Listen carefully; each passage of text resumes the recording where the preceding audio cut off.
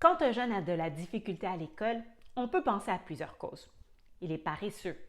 Il ne travaille pas assez fort. Il ne fait pas assez d'efforts. Ça, ce sont des phrases que j'entends plusieurs fois dans mon bureau comme orthophoniste. Ici Gianna Métellus, orthophoniste, formatrice.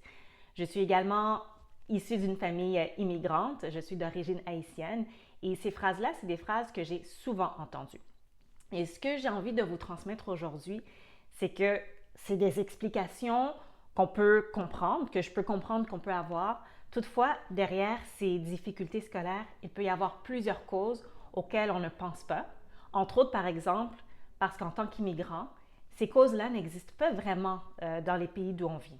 Donc moi, je vois des clients qui viennent d'Amérique du Sud, de plusieurs pays d'Afrique, d'Haïti. Puis c'est quelque chose que je vais entendre régulièrement. Ça n'existe pas. Ça, je parle de quoi? Je parle de troubles du langage, de troubles développementaux du langage. Je parle de dyslexie, dysorthographie. Je parle d'autisme. Et même si c'est quelque chose dont on n'entend pas vraiment parler dans nos pays d'origine, bien, ces causes-là, elles existent. Elles sont prouvées par la science. Et ces causes-là, je veux être très claire, ce ne sont pas des limitations. Ce n'est pas ça qui va dire ton jeune ne peut pas réussir.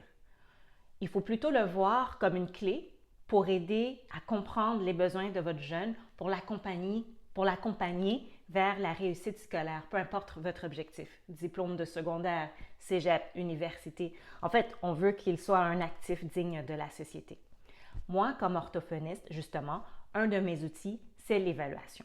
Donc, par l'évaluation, j'aide justement à bien comprendre ce qui se passe derrière les difficultés présentées à l'école et à émettre le diagnostic, que ce soit une des causes possibles. Ça peut être une autre cause également. Dans tous les cas, je vais émettre le diagnostic et les hypothèses, les recommandations, s'il faut faire d'autres investigations et les adaptations qu'on peut faire à l'école. Donc, c'est clé justement pour aider son jeune à réussir. Donc, dans tous les cas, si vous vous demandez si, est-ce qu'une évaluation en orthophonie peut m'aider à comprendre ce qui se passe avec mon enfant à l'école, visitez mon site web. Je décris précisément en quoi consiste une évaluation en orthophonie avec moi. Et si vous avez des questions, vous pouvez les laisser en commentaire. Ça m'inspire pour mes articles de blog et mes prochaines vidéos.